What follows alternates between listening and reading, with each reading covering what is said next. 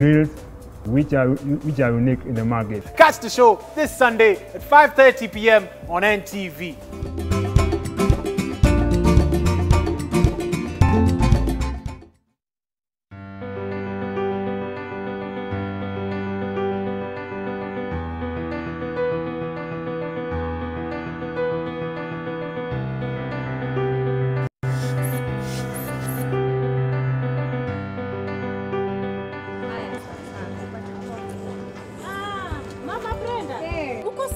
Niko sawa. Ni venye nimetoka clinic na baba Brenda. Mume wako anakubali mwende hospitali pamoja? Wangu hata nimlipe, hauwezi kubali. Ilibidi twende na yeye, nipimwe. Yeye apimwe. Kama kuna HIV, nipewe dawa ndio mtoto asipate HIV. Wanaume wenzangu, kuandamana na mama akienda clinic na pia kujua hali yako ya HIV ni muhimu. Inaonyesha unamjali na pia unajali mtoto wako mtarajio. Je, unajijua? Unapoendelea kujikinga kutokana na HIV, tafadhali zingatia taratibu zote za serikali za kujikinga na virusi vya corona. HIV, afya bora, maisha bora. Jipime, jiinue. We encourage pregnant mothers to attend antenatal clinics and deliver in hospitals. People on long-term care, such as those with diabetes, hypertension, HIV, and TB, are encouraged to keep attending their clinics for follow-up and taking medication as recommended by their doctors. Let's protect the elderly, ourselves, and everyone by adhering to the COVID-19 preventive measures this festive season. This message has been brought to you by the Ministry of Health in collaboration with the European Union, the Government of Canada, and Amref Health Africa.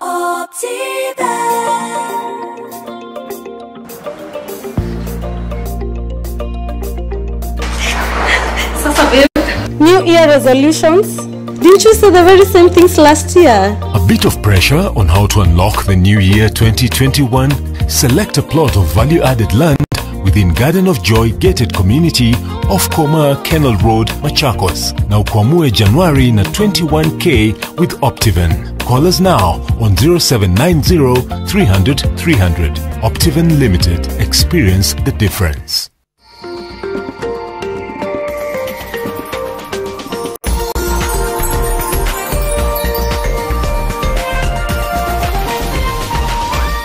This is NTV.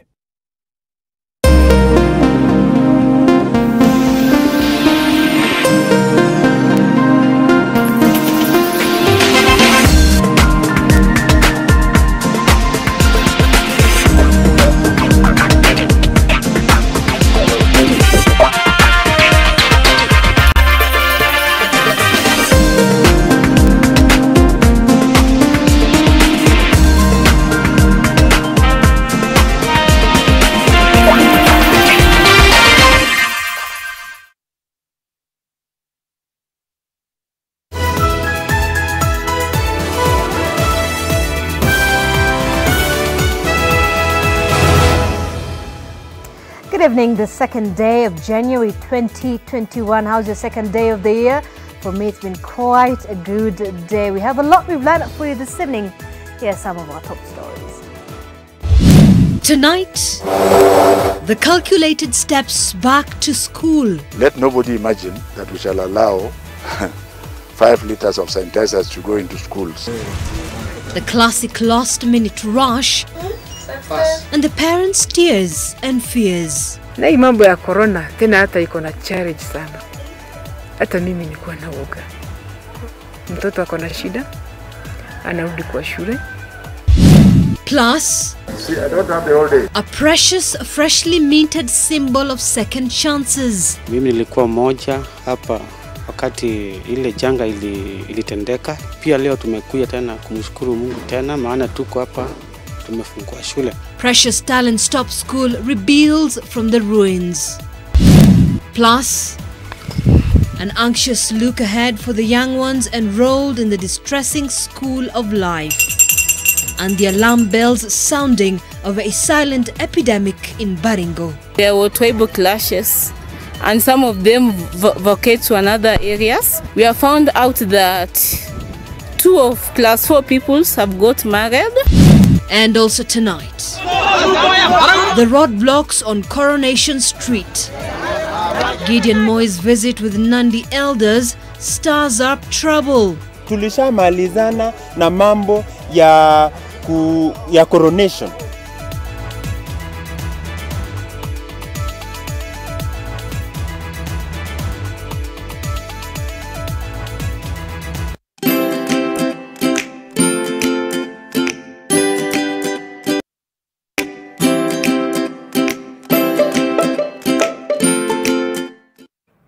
Well, thank you for joining us. Our sign language interpreter this evening is Flora Atieno, and my name is Zainab Ismail. We begin with education matters, and Education Cabinet Secretary Professor George Magoha says children will not be allowed to carry hand sanitizers to schools as they reopen on Monday. He also told health teachers not to stock them in large quantities as they may be dangerous to learners. Magoha says schools should emphasize on the use of soap and water as a best defense against COVID-19, saying that they will be provided in abundance across learning institutions countrywide. He spoke during a school's inspection tour in Muranga. Listen in. Issue of sanitizers for clarity.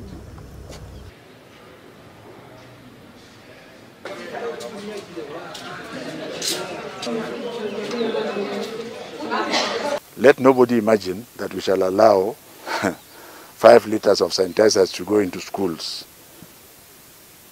That quantity of sanitizers should only be taken care of by the teachers for the purposes of the general student population when they are in public places. Our children are very innovative, and you know what they might think about, isn't it? So don't even, if you send out such instructions, withdraw them with immediate effect. We are not going to allow large quantities of sanitizers because sanitizers basically have 70% alcohol. Well, for many families, the pandemic placed them in a financial bind, and with many job losses, it was a delicate balance between staying safe and taking care of their families. This financial pressure is not about to ease as children prepare to return to in-person learning in schools. NTV's Ngina Kirori highlights the struggles of one such family pinching coins to ensure at least one of their children returns to school.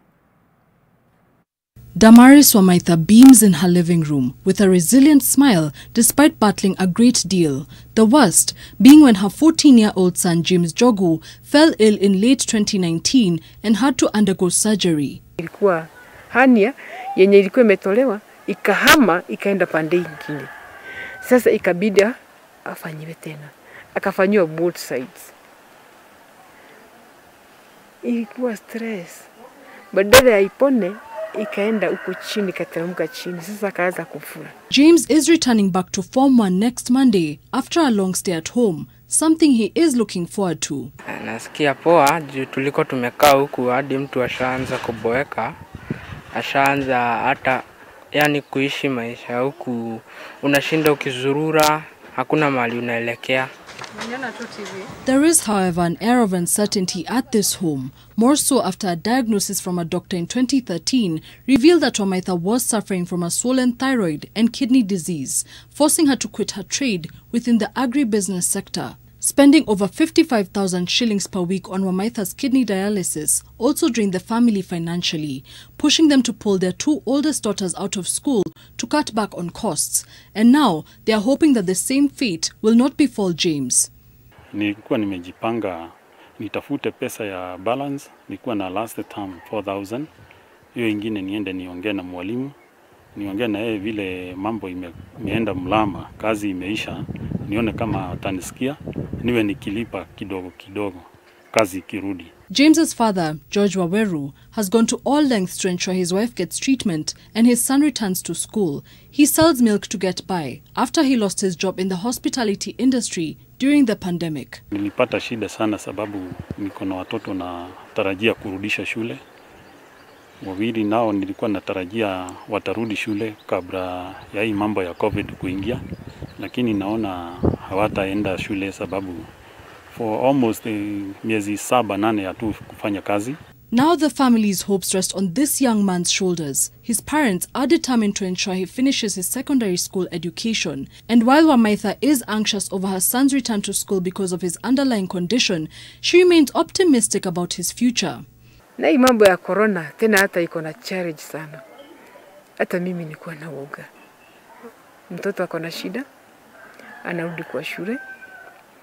Na vile yuko tulikuwa tumeambiwa kama mtu ako na shida asijaribu kutembea mahali anaweza kushikwa na corona. Mtoto amerudi kwa shule. Lakini kamwambia Mungu ndiye anamjua sasa. Imefika wakati arudi. Sina namna. Wamaitha is hoping to return to her trade in agribusiness after undergoing a much-needed kidney transplant so that she can provide for her family. Gena Kirori, NTV. I certainly hope that the family gets some sort of reprieve, as the financial pinch occasioned by the COVID-19 has certainly affected a lot of families in the country. Now, in the last 2 years, the government has shut down 300 schools with structural issues over safety concerns. The Precious Talents Top School was closed after 8 pupils died when one of the classroom walls collapsed. A year and a half later, the school is an image of rebirth and resilience as it prepares to welcome students back on Monday. Layla Mohammed reports. The physical scars of the Precious Talent Top School have been meticulously concealed. A new gate ushers you inside what is now a newly minted symbol of second chances for this school and this community. It's been more than a year and a half since the walls of one of these classrooms caved in, killing 8 children. Much has changed since. New buildings have taken the place of the ash and rubble. The emotional scars have nearly healed. Mimi nilikuwa mmoja hapa wakati ile janga ilitendeka, tukaja. Ni kweli watu waliumia sana, lakini bado pia leo tumekuja tena kumshukuru Mungu tena, maana tuko hapa tumefungua shule. The presence of the day's important visitors, including Education Cabinet Secretary Professor George Magoha, signals what will be a fresh start for them. Soon enough, the school compound will once again be filled with the young ones. Vyenye imerundishwa shule na Makoa, tumefurahia sana sababu shule inasomwa vizuri na walimu wetu wanatia bidii sana. We are trying to install things that are required to observe the COVID-19 protocol, like more spacious classrooms, or water points where we do hand washing. We have added the toilet blocks. We have connected them to sewerine, but there is still some pending work, which we are going to do immediately within the first 1 week. It is at this very area that is considered sacred ground where 7 children lost their lives on a very sad morning in September 2019. However, in 2021, on January the 4th, this Precious Talent School will be among the many private institutions that will be reopening their doors for students when they get back to school after a very long and very dull holiday. For those whose lives are torn apart by the tragedy, they will be taking those crucial steps back to school and on that road to recovery. Kulingana na vile ameendelea, ameonekana sasa anaweza kurudi shule. Daktari wake amerecommend anaweza kuwa anaendelea kusoma, akiendelea na therapy Kenyatta. Yeye mwenyewe anajisikia kabisa anataka asome. Sasa ile kitu ningeomba kwa mwalimu wetu, sababu huyo kijana hajaweza kusimama vizuri na miguu yake, anatumia miti, aweze kunisaidia sana pande hiyo. The waziri and he has told us we can start with the 20 per classroom until we change that. So if classrooms do you have? We have that 1 classroom. We are going to play with the 600. That's the number you have been given today. At the same standards that we are going to apply here. But there will be 2 children sitting per desk instead of the normal 3, and we shall restrict the number of desks. In any classroom, we have a maximum of 20 children. There's a major problem with the air circulation in the classrooms, and we have instructed the the proprietor, he can put windows across the other side so that air is able to circulate, because this area is very tight. Ningependa tu mwalimu wetu mkuu afate maagizo. Pero amesema tu afike 600, afike tu hapo, asiongeze. Education CS Professor George Magoha, however, says private schools hit hard by the pandemic will have to find ways to survive as the government is strapped of cash. Leila Mohammed, NTV. Well, meanwhile, across the country, parents were in a familiar last-minute rush to prepare their children for schools. NTV's Ellen Aura looks at the unusual groundwork ahead of Monday. A familiar bustle at one of the city's bookshop. It's that time of the year when parents worry about back to school. New supplies, new outfit. But as the COVID-19 numbers continue to creep up, they have a whole set of concerns to contend with. The economy has really pushed us. So we are only trying what we can because we still have to pay school fees. And school fees has gone up. For business owners, the effects of the pandemic that forced schools to shut down still linger. Business is not the same compared to other years because they're just buying very basic essentials like stationery items. There were similar scenes, a flurry along the busy river road as parents stood in line for much-needed purchases.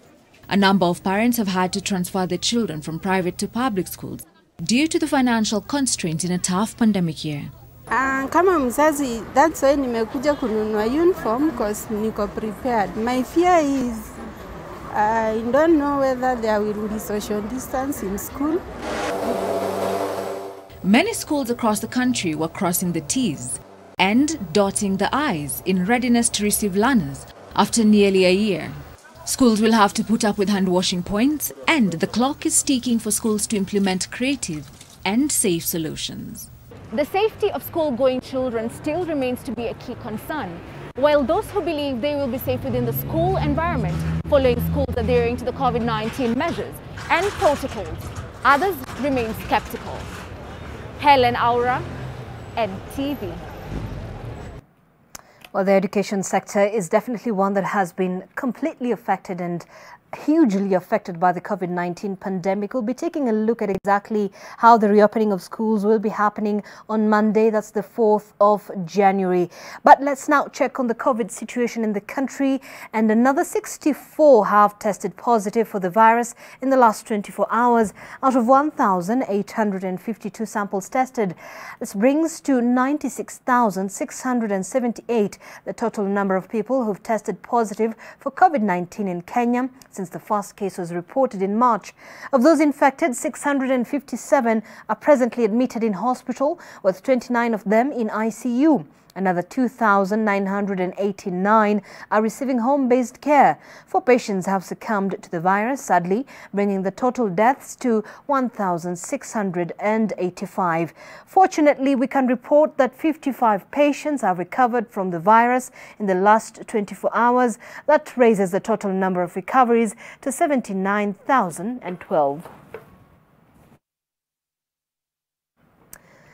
Well, elsewhere, there was drama earlier today when Baringo Senator Gideon Moi was blocked from visiting a section of the Talai elders from Nandi, reportedly for a coronation as the Kalenjin kingpin.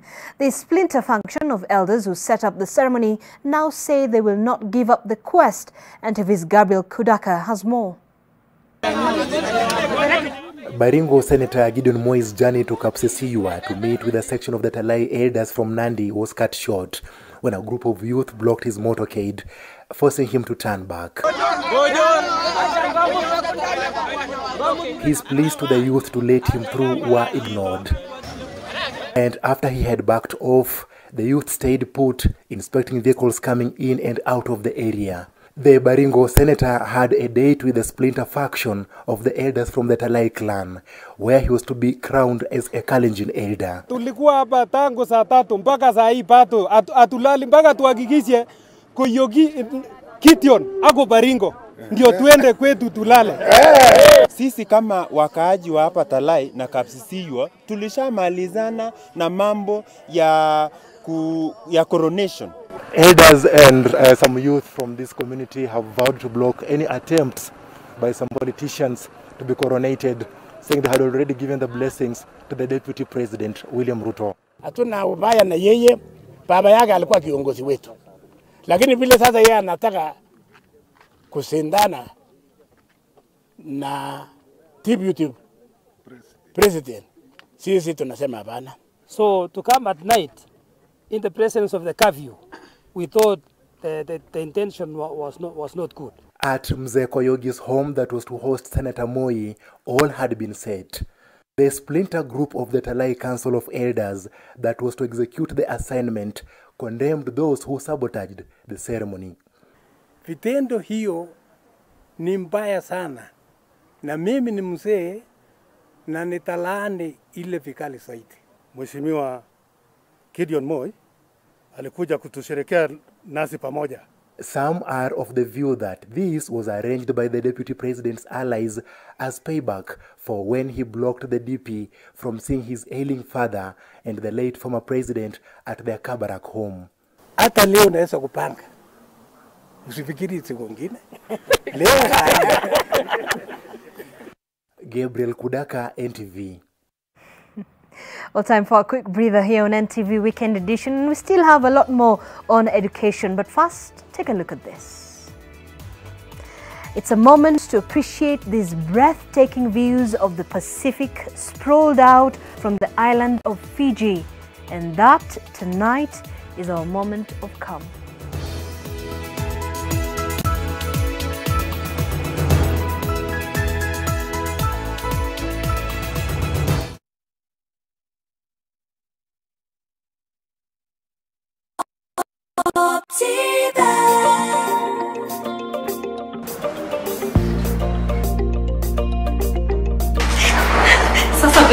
New Year resolutions?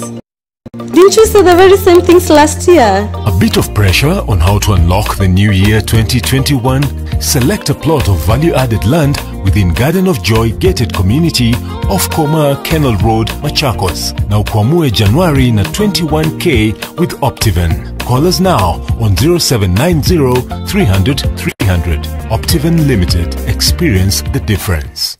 Kuchukua selfie ni kuchukua control ya future yako. Buy an Oraquick or Insti HIV test kit from your local pharmacy or through MyDawa. Hurry and get yours today at 150 Kenya shillings for a limited period of time. To talk to someone on how to use the test kits or interpret the test results and what to do next, call 1190. Amua kujua. Chukua selfie.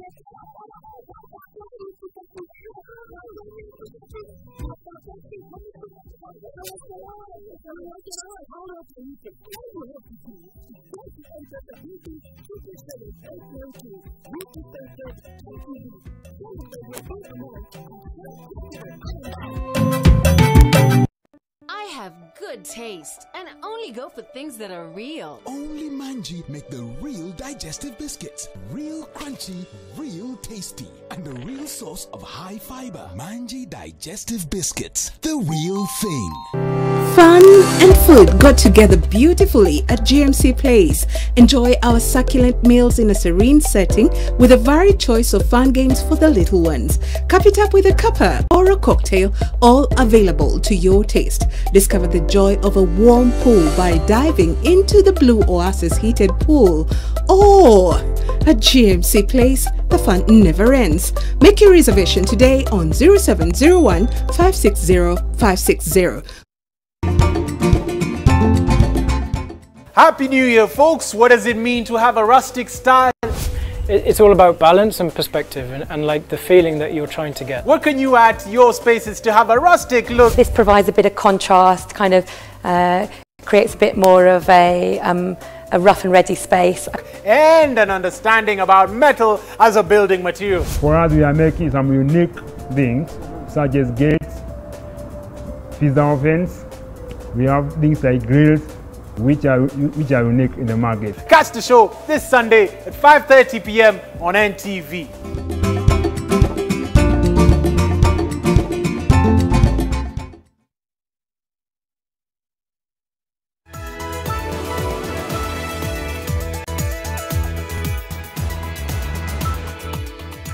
Well, thanks for staying with us. You're watching NTV Weekend Edition. Well, the COVID-19 pandemic upended school life as we knew it, with learning institutions forced to shut for nearly a year. While some were catching up with learning online, the pandemic exposed the gaping learning inequalities in the country. But some learners not only had the pandemic to deal with, but other afflictions such as flooding in Baringo and evictions in the Eastern Mau Forest.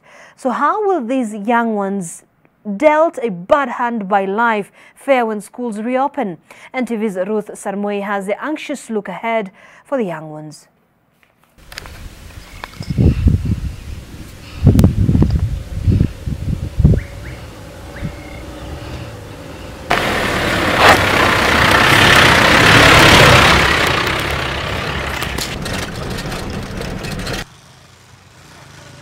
Here in our school, we are 2 schools in 1 school.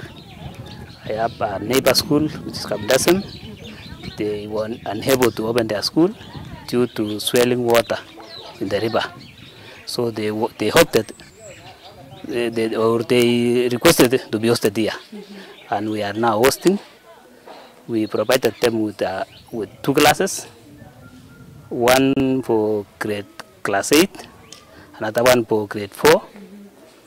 So they are and in our school we have class 8 and grade 4. So, but we run concurrently, parallel. We are parallel classes. Each school are manning their pupils. I think one of the achievements when we opened the school this term, after a long break, is at least 100% turnout for our grade 4 and class 8 pupils for both schools. That is an achievement, because most of the schools did not get that. So we are very thankful.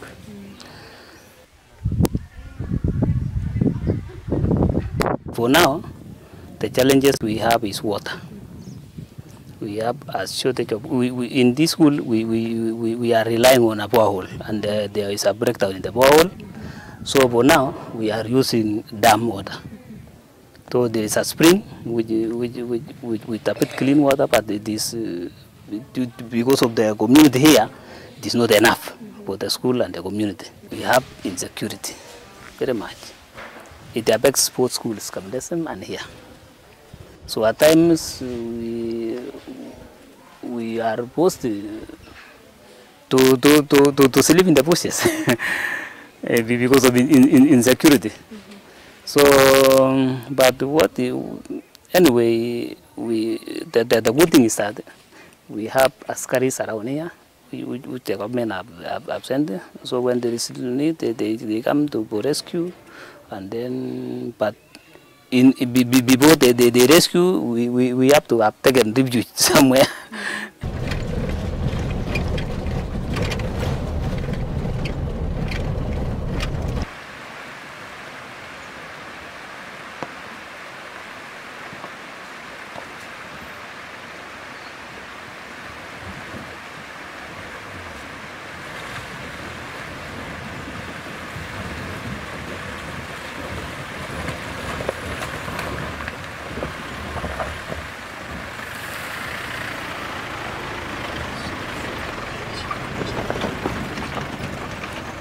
Last year in 2019, we had 17 candidates, and we had the best mean score. We had a mean score of 320. That was the highest mean score in the sub-county. We were number 1. And last year we stayed in this school for the first time. We started for exam in our center for the first time after 5 years.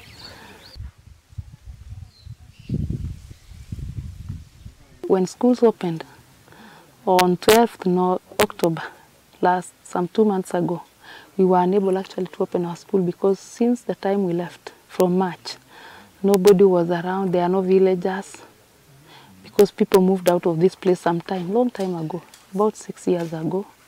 And the only people who have been staying around are the pupils and the security officers who are looking after the school.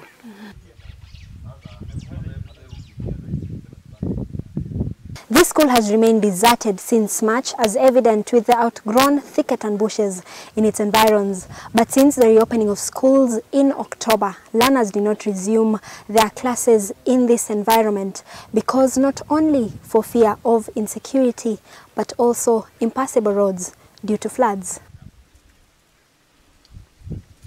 Insecurity is also still a challenge because that is why the villagers have not come back. That is why the school is still deserted, and you can see how bushy it is. This is also contributed by insecurity, because if there were people around, then even parents would have come to clear the school. So this one is also a challenge. So every time when you think of coming to this school, you have to be escorted by either the GSU vehicle or the security officers who stay around the school. And that is why the security officers are ever present in the school.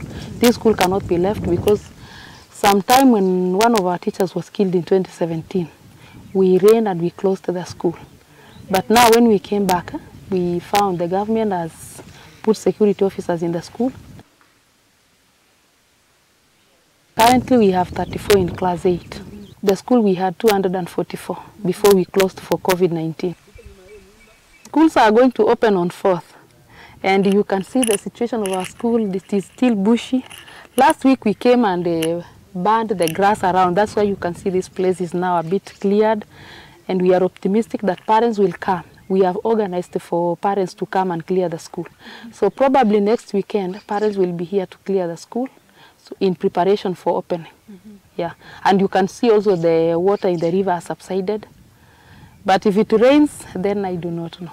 I cannot tell. Maybe we shall not even be able to come back. In the sub-location, we have 7 schools, but so far we have opened 3 schools. The other schools, it is because of insecurity. We have the Partalo, we have Ramacha, we have Karma, and Sokonin that have not resumed up to date because of insecurity. There is school like Ramacha and Partalo. They were vandalized. Even this one for Kabindasu, it had been vandalized. And our teacher was shot before the security officers were brought into school. The Arabal Primary School also, it was vandalized. And we lost a watchman there. He was shot also. Survival means that we have here is just to come closer with the officers within and to follow instructions from the officers. When there is attack, some of the peoples know how to differentiate between the bandits and the officers. And when they hear the gunshots, they lie down and they approach the officers for security.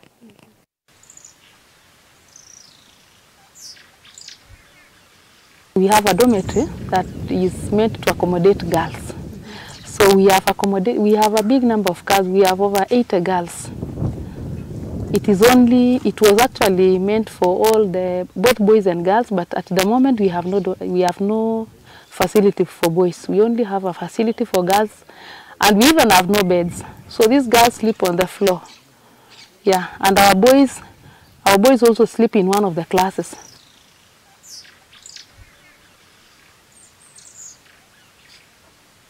My appeal to the community is, if government maybe can provide more security to the villagers, maybe they'll come back. But it's also my appeal that they come so that we build the school together, and at least we feel that there are people around us. Because every time it is only the pupils and the teachers and the security officers, we also fear. The security now, it is not that so bad like before. I want to urge the community to come and settle within the school compound, even if they settle within the school, so that they can stay with their children. Even as administrators, we are just around, and we request them also to come and join us within. When I came to Kapintasum, I'm the first female head teacher to head the school, and I thank God because I've always done well. And I also believe everybody is vulnerable. Even men are vulnerable, just as women. So I felt I also need to be here as a mother and as a teacher, as a role model to the girls. Yeah, because I felt there are no mothers around, so I'm the only mother. and I give them hope. This is my homeland. This is where I was brought up. This is where I also learned. So I want to believe, I want to be one of the people maybe who will help the community to come back. So that's why I'm sticking here.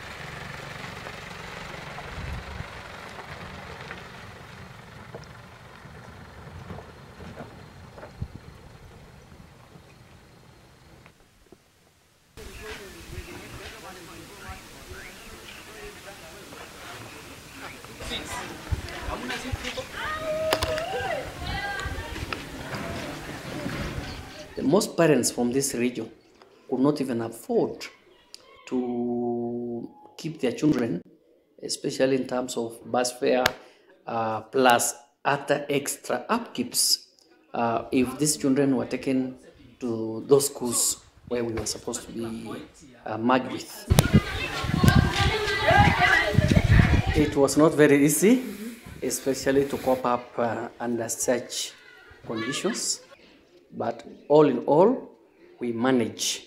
All in all, we manage because the primary school here, we were given a whole block to host our students.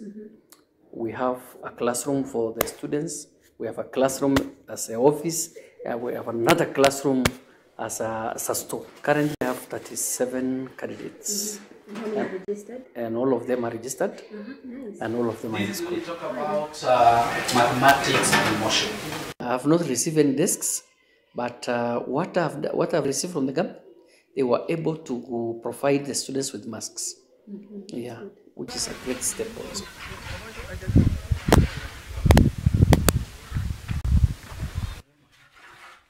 We were able to get some well-wishers, particularly from France. They managed to raise 3.8 million. And from the community and the parents of this school, we managed to raise 1.2. So we have about 5 million, which we are currently using to construct those 4 permanent standard classrooms. Come January, we are now expediting the construction of those classrooms. We have adequate tents. Precisely, we have 5 tents, which we are going to use, especially with those other extra classrooms. So I am sure our children will be very comfortable, especially in this side.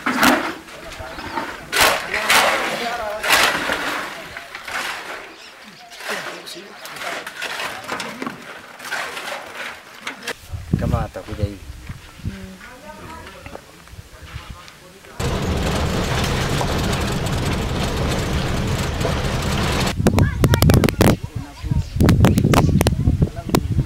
Majina ni Parkoulwa Sharif, mwalimu mkuu Ngambo Primary School. Ni wananchi wa Marigat location walituonea huruma na wakaamua kutupatia uwanja ama ardhi ya kuweka shule. Tulipofungua ilikuwa ni darasa hili peke yake.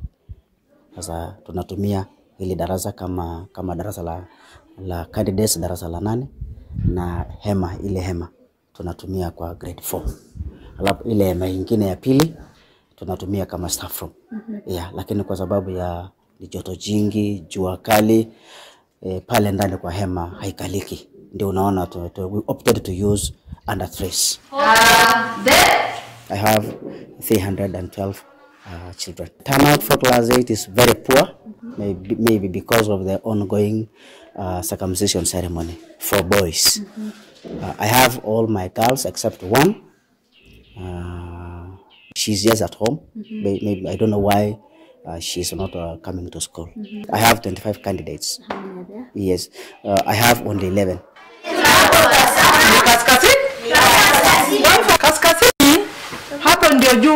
Our PS visited us here in this site. He promised us 1 million. But up to now bado hatujapata hata fununu kwamba iko ama inakuja. Kwa na tumekaa tu hivyo. Kuna unajua sasa kama sisi we experience the same problem with the parents of the children. So hata wao kujiweka imekuwa shida. Manyumba yamechukuliwa, mashamba yao yamechukuliwa, watu wengine mbuzi imeenda sababu floods imekuja tu ghafla na kusweep the whole area.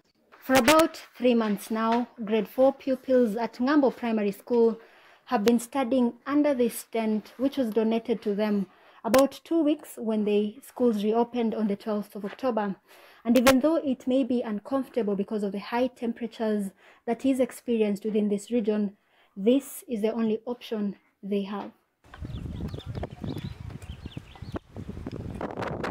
Tulisikia over the radios kwamba we shall be given desks. So I also had hope, big hope that we shall be considered kupewa viti. But baadaye when I visited that pale nikaambiwa you will be considered. Later on nikapata habari kwamba madeski ya madawati yamepeanwa na mimi sikuwa kati ya wale ambao wamekuwa considered. Sasa hali nikakaa tu hivyo. Sasa sina penye nitafanya tena. Shule zinafunguliwa Januari tarehe 4. Yeah. How do you feel about that? In fact, ninahisi vibaya kwa sababu ni kama kulingana sasa na hali vile iko ni kama siko tayari. Kuna maji, kwa hivyo maji ya kunawa, maji ya kunywa tuko nayo. Lakini hofu yangu kubwa ni mahali pa kukaa. Labda tu tukae na hapa bado ni nchi kavu, jua ni kali. Sasa kuna kusumbuliwa sana. In fact kidogo tu tukikaa sasa kidogo utaona watu wakikuja na kupita hapa hivi. Sababu karibu kila mahali imefungwa. Sasa kuna njia hapa ambayo inapita ndani ya shule. Naomba pia hata na wazazi wajibidishe kuachilia watoto wakuje, sababu especially both classes, kwa sababu wote hawa sasa karibu wakuwe pre-candidates grade 4. Hawa tayari nafikiri imebaki tu karibu miezi miwili wafanye mtihani yao. 17 schools with over 3,000 learners were affected by floods in Baringo County. 12 are primary schools and 5 are secondary schools. The schools that have been totally submerged by Lake Baringo are Ngambo Primary and Secondary, Salabani Primary and Secondary, Lake Baringo High School, Nasukuro Primary School, and Leswa Primary School.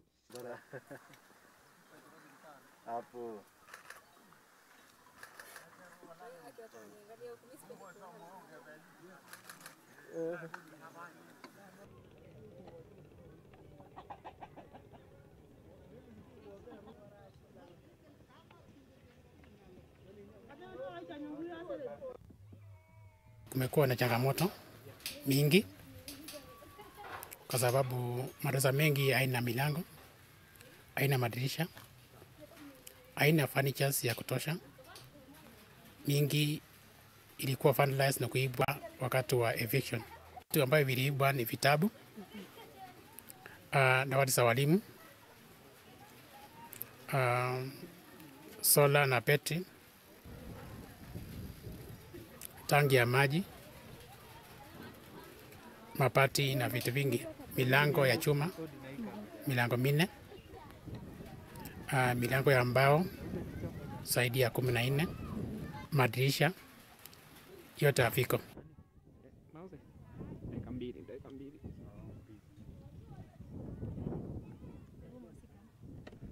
This is a staff room where teachers at Kimonio Primary School have been operating from since October. With no basic necessities, the teachers have been forced to share this little office space to ensure the running of the school.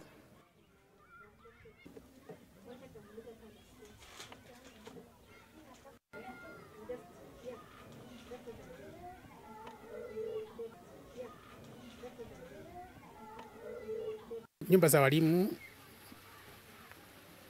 mali yao ilipotea, malazi, vyombo vya kupikia na kila kitu. Sasa saa hii walimu wanakaa katika mazingira mabaya, wanajikaza tu kwa sababu ya masomo ya watoto wa darasa la 4 na 8. Wengi wanatokea shule saa 10 wakielekea back on town, wengine wanaishi Molo wakirudi kila asubuhi. The school has a population of over 800 students from ECD and Class 8 pupils. According to the teachers and parents living around the community, school reopening in January will have its share of challenges. Januari ni Mungu tu, kwa sababu hatujui wote wakirudi kuanzia nursery ECD mpaka form 1, ile facilities kidogo imepaki havitatosha. Tutakuwa na changamoto. Tunaomba serikali waangalie namna masomo itaendelea mwaka ujao. Chinzi na namna vile tutakavyoanza hii shule watoto wasome, ninaona kwamba ni ngumu. Na kana kwamba kuna msaada serikali watusaidie ili tupate kuanzisha shule hii na kuendelesha masomo kwa watoto wetu vizuri tunapopata vitu ambazo zahitajika katika shule hii. Tungetaka directives kutoka kwa serikali.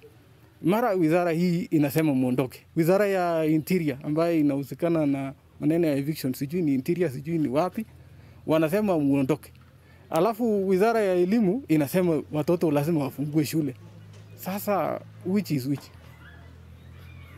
Si tunashindwa sasa hata sisi wazazi, mimi mwenyewe binafsi, watoto wangu nitawapeleka wapi? Niwahamishe mahali nimehama ama niwarudishe hapa? Na sasa angalia, unapoangalia hii shule tangu ilipojengwa, serikali yeye kujua watu walikuwa wameruka boundary. Some kilometers from Kimonio Primary School sits what used to be Kaprokato Elite Academy.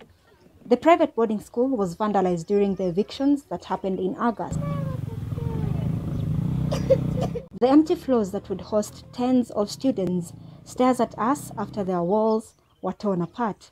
This is all that is left of the school, a dormitory and a permanent structure that was under construction. Hiyo shule ilipomolewa upande sote kuanzia darasa la kwanza mpaka darasa la 8. Na hii shule ilipopomolewa sio wasasi wa ama sio sisi wenye tulipomolewa, ilipika mahali penye maaskari walikuja akatuambia ati shule ipomolewe, na bahati mbaya ama bahati mzuri atuelewi iliendaje.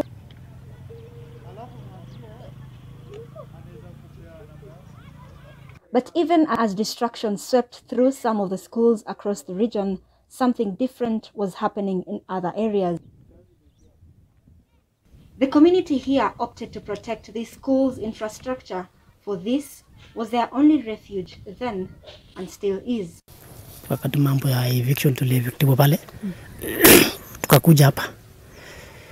So tukakaa hapa, ndio mnaona shule iko vile iko, kwa sababu tulikuja tukafanya hapa kama nyumbani. Juu hatakuwa ni nyumbani, tukibomoa hii maisha yetu sasa ni kuisha. Juu tunafuatana na jamii zingine. Juu maisha ya sasa ni masomo. So tukibomoa shule ni kumaanisha sasa kisasi kijacho atuge wajali, ndio shule kabaki vile ilikuwa. Januari ikifika tarehe 4 shule ifunguliwe, tuko tayari wanafunzi warudi shule. Hata ngawa tuko mahali tuko, wanafunzi watarudi shuleni until serikali watupe haki yetu, watuamulie ni nini tafuata hapo. At Mariashoni Primary School, learning continued uninterrupted, but with a slight drop in the attendance of the pupils. The school recorded a population of 60 pupils out of the 90 students who are registered to sit for their KCPE exam come next year, April. The school received 70 new desks from the national government, as well as sanitizers, masks, and temperature guns. Come January, the school, which has a population of 750 students, says it will have a challenge of maintaining social distancing due to their high numbers. Despite the challenges that were encountered as a result of the August evictions in the Mau region, majority of the students were able to resume their classes in most schools within the region. However, some schools did record a low turnout in their numbers. During the holiday, there were tribal clashes, and some of them vacate to another areas. So not all of them are reported to school. We have found out that 2 of class 4 pupils have got married, and we have reported the matter to the chief, and they are following up. How old are they? They are about 12 to 13 years old. And others, they have gone to another school. Yeah. On January, we will have a lot of challenges because classes are few. There are no desks. So, and we get water from this center. It's about 1 kilometer from here. So we need readily available water here in school. And we are following the measures of Ministry of Education. People wear masks, they wash their hands, and we take their temperatures every day when they come to school. I ask parents to talk to their children. You come maybe class 4 children, they are very young. They are not supposed to get married. Yeah.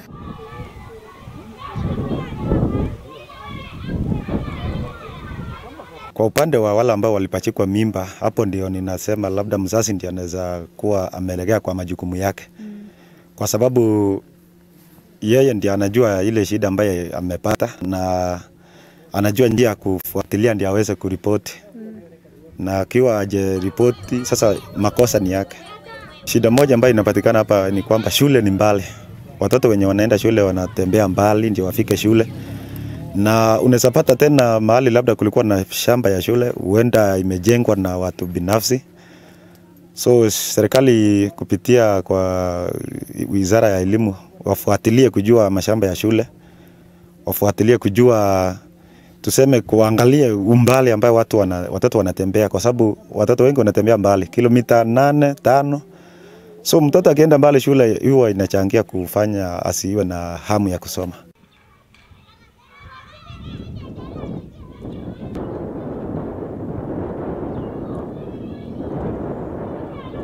During our tours, we confirmed 4 schools in Mariashoni were vandalized with a varying degree of damage. The schools are Block 10, Timo, Caprocato and Kimonio. The reopening of school on the 4th of January will pose a challenge to parents who still reside in this region and depend on these institutions for their children's education. The government was expected to issue title deeds to the occupants living in the Mau region by end of December 2020 to end the land conflict that has resulted in the deaths of many. A multi-agency team was set up, including officers from the internal security, lands and other special unit. The process was, however, stopped by the court on the 15th of December 2020 after the Ogiek community moved to court, protesting that they had not been consulted. January 4th is just a few days away, yet much remains to be done in this whole region to ensure children can resume learning and cover the gap lost to the pandemic. Ruth Sarmoi, NTV.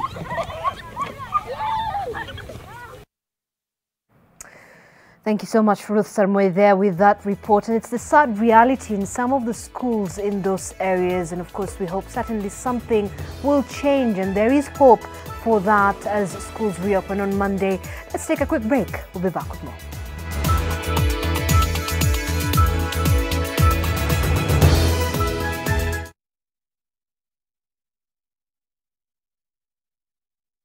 Maritime Tips brought to you by Kenya Maritime Authority. Preserve our marine environment. Oceans are a source of food, employment, recreation, fishing, shipping, and tourism. Marine pollution causes loss of marine life. Oil spills disrupt marine activities. Therefore, properly dispose litter on waste bins during beach excursions. Do not throw plastic litter or pour oil into marine waters. Cut down on plastic use. Do not endanger marine life. Influence change near you. Share what you know with your friends and family. Try planting more and more trees.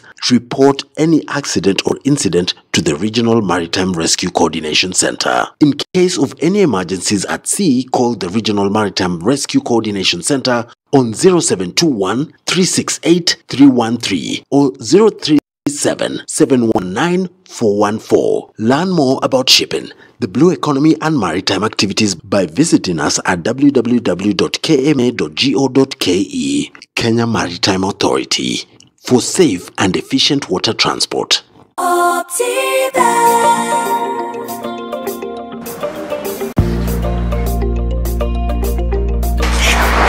Sasa babe, New Year resolutions?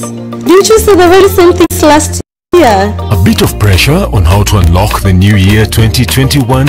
Select a plot of value-added land within Garden of Joy gated community off Koma Kennel Road, Machakos. Now Kwamue January na 21K with Optiven. Call us now on 0790 300 300. Optiven Limited. Experience the difference. Maji mdosi wangu ametupa simu yangu ndani ya maji. Mdosi wako kwa sawa? Venye Nkirota ameniambia ajui na akimpigia simu ashiki. Hi! Guy! What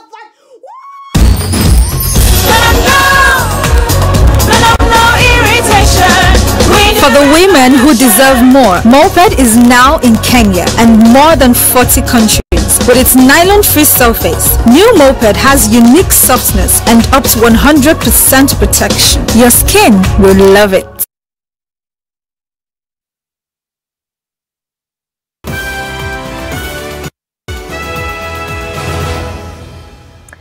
Now, police in Githurai area of Kiambu County are investigating the death of a family of 5 believed to have succumbed to carbon monoxide poisoning. Eunice Omolo has more on this bizarre incident. Last night, police officers in Ruiru arrived to this scene. A family of 5, a father, mother and 3 children had perished in what preliminary police reports say could be a case of carbon monoxide poisoning. Police say members of the family went unseen for the better part of Friday, prompting a neighbor to check on the household. Kaingia kwa nyumba nikakuta watu wote ni baridi, watoto nini, nikijaribu nisikie kama kuna mmoja moto tu jaribu kuokoa. The youngest of the family was 1 month old. They had 2 siblings and are 10 years old. It is believed that the man, a local maize vendor, opted to burn his corn inside the house due to morning showers.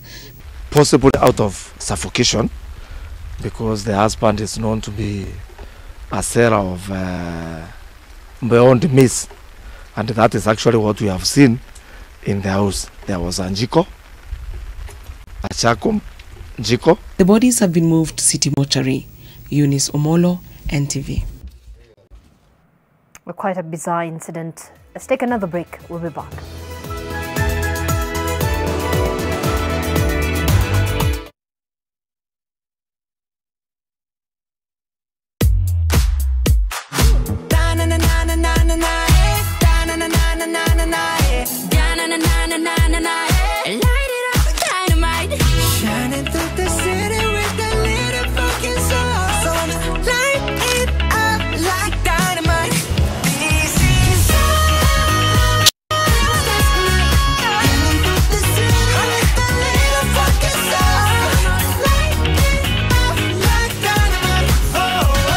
Come over. Wacha nikupikie kisha Ramzi.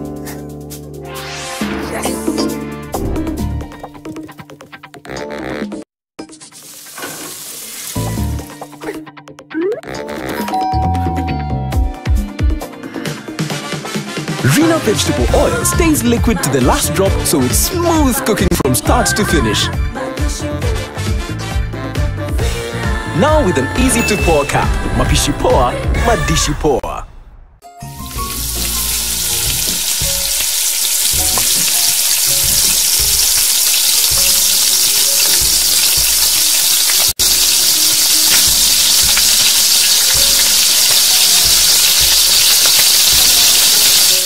Rena vegetable oil stays liquid to the last drop, so it's smooth cooking from start to finish. Now with an easy to pour cap. Mapishi poa, madishi poa.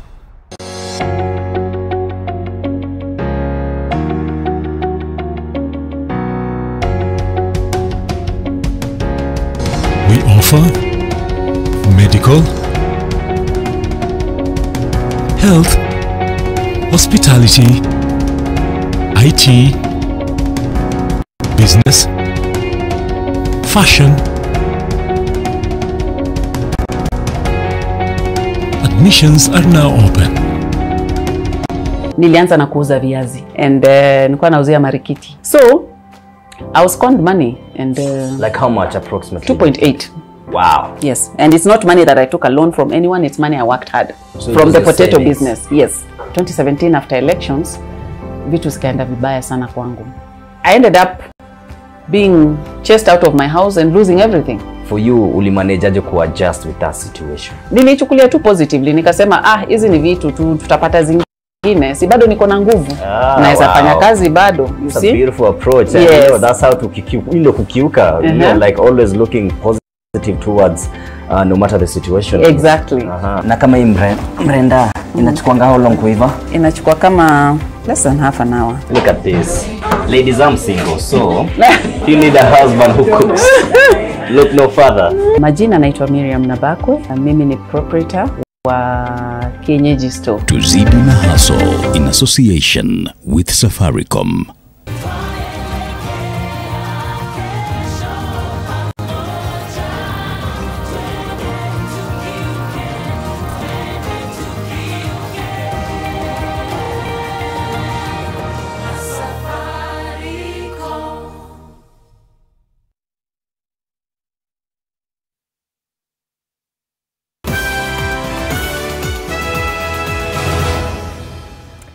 Now, Kandara Member of Parliament Alice Wahome has once again hit out at President Uhuru Kenyatta, accusing him of using the BBI to cling on to power.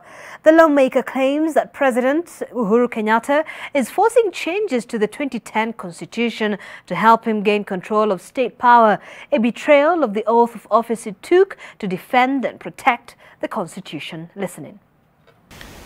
Mr. President, your declaration of a constitutional moment has no justification or constitutional reasons, and the exercise is an ultimate final assault strategy on the 2010 Kenya Constitution and democracy. I want to state it here without any pigmentation of doubt that any debate on the Constitution of Kenya 2010 amendment must be divorced of the 2022 political succession. All right, and on that note, we will be taking a look at what's been happening in the world of sports after this break.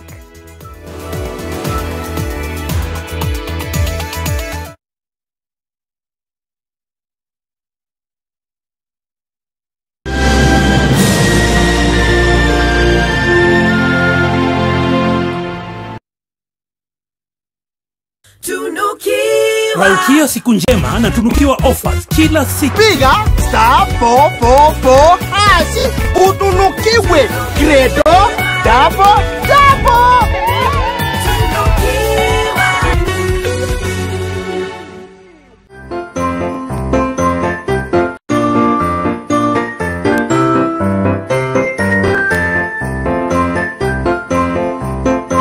This Christmas, jaza kwa sababu there's a whooping 1 million bob to be won.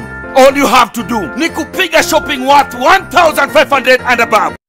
Na uko ndani ya draw. Krisi, ibambe na Quickmart. Quickmart, fresh and easy.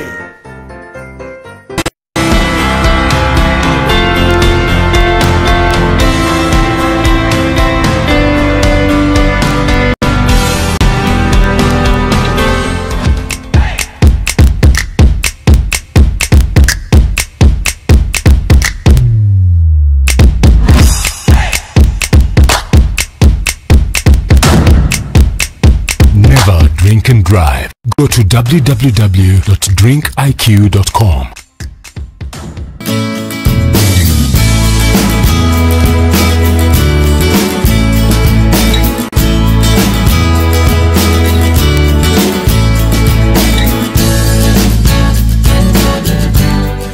We offer courses in journalism, business management, human resource, ICT, among others. For more information, contact us on the details on your screen.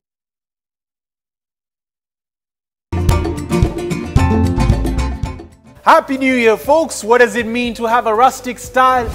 It's all about balance and perspective and like the feeling that you're trying to get. What can you add to your spaces to have a rustic look? This provides a bit of contrast, kind of creates a bit more of a rough and ready space.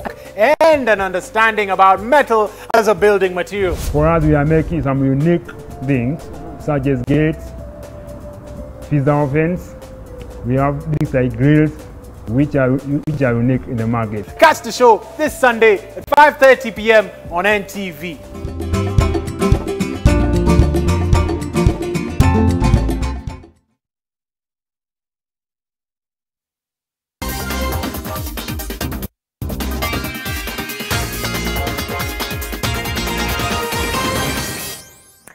All right, let's now take a look at the sporting action. And Elizabeth Cassidy has qualified for the World Youth Chess Championship to be held between the 2nd and the 11th of May in Greece. The 9-year-old won gold at the African Chess Federation Online Chess Championship to secure her ticket. Cassidy, a grade 3 pupil at Kitale School, has been training at home with the help of her father, Peter Maina, due to the coronavirus pandemic, which stopped many sporting activities globally. Chess tournaments were cancelled, including the National Chess League. Unafanya kama unaangalia hizo dhahabu pole pole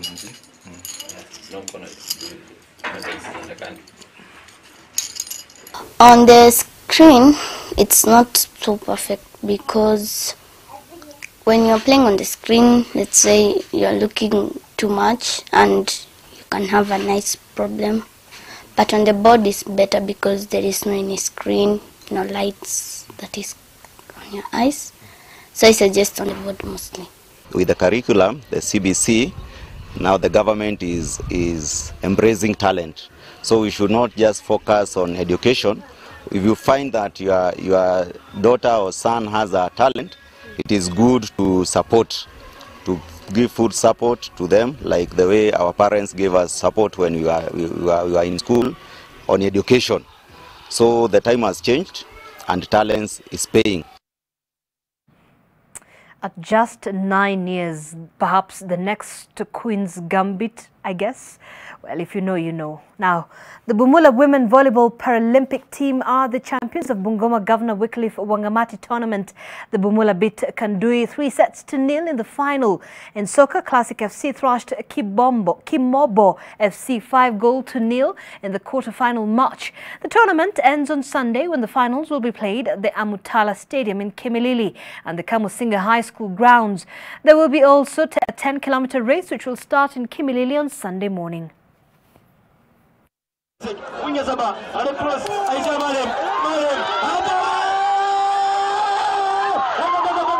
want to identify talent kutoka mashinani. Vijana mjue tuko na scouts hapa siku ya leo, watakuwa kesho. Wachezaji wenye watakuwa wanachaguliwa, tunataka we must find a way wafike at the national level. The prize ya best team yenye tashinda finali Jagana Classic na Gimombo mjue ni 1350.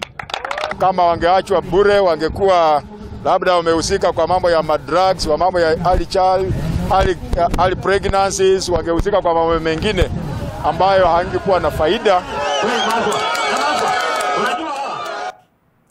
And former Gor Mahia striker Edwin Lavatsa says Kogalo has talented players despite being humiliated 6-0 away to Algerian side CR Belouizdad in the first leg of the CAF Championships League match.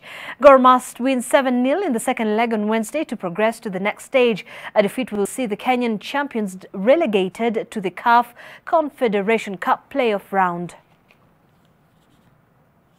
Ni kwa sana wale wachezaji wako nao ni wachezaji wanaojiweza na makocha ambao wako hapo, wakufunzi wataweza kuwasaidia kufika pale mbele kabisa. Kwa sasa uko wapi? Kwa sasa na ngoja kupatiwa karatasi yangu ya release. Niko na mahali moja mbili lakini sitasema kwa sasa, but ikikuwa ndaweza kusema vizuri. Mbali na Gor Mahia umekuwa wapi na wapi? Mbali na Gor Mahia nimecheza Algeria, nimeenda trials Afrika Kusini, nimeenda Morocco, Raja Casablanca, na kwa sasa naomba Mwenyezi Mungu aweze kunisaidia. Kuna deal ambayo niko nayo hapa nje tu, hapa pia Afrika Kusini tu. And Son Heung-min scored his 100th goal for Tottenham as they thrashed Leeds United 3-0 in the Premier League match played at Tottenham Hotspur Stadium. Spurs' goals were scored by Harry Kane from the penalty spot. Son and Toby Alderweireld. Jose Mourinho's first league victory since the 6th of December lifts them to third on the Premier League table.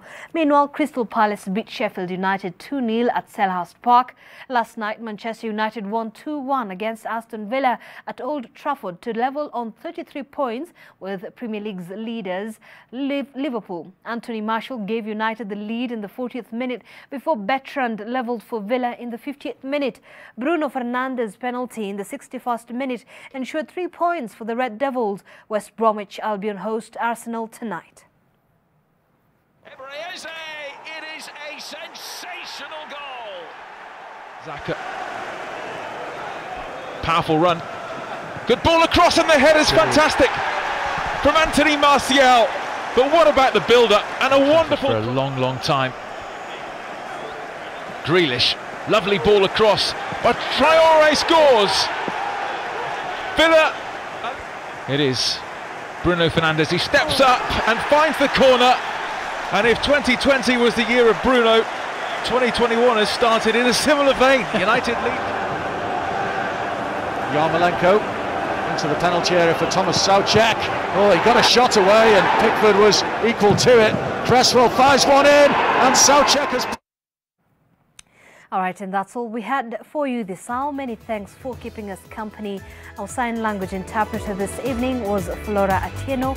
My name is Zainab. Smile from the entire team that made this possible. Have yourself a lovely night. See you tomorrow.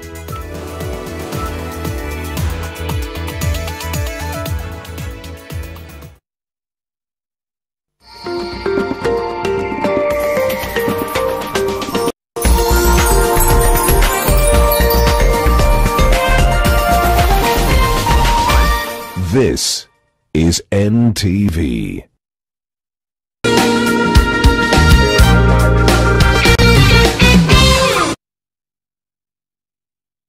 How many ways can you enjoy your Jameson? Well, with a taste so smooth, every pour is perfect for chilling, chatting, and connecting, and taking time out to toast life's little pleasures. So grab a glass and make room for others, because good taste doesn't have a time.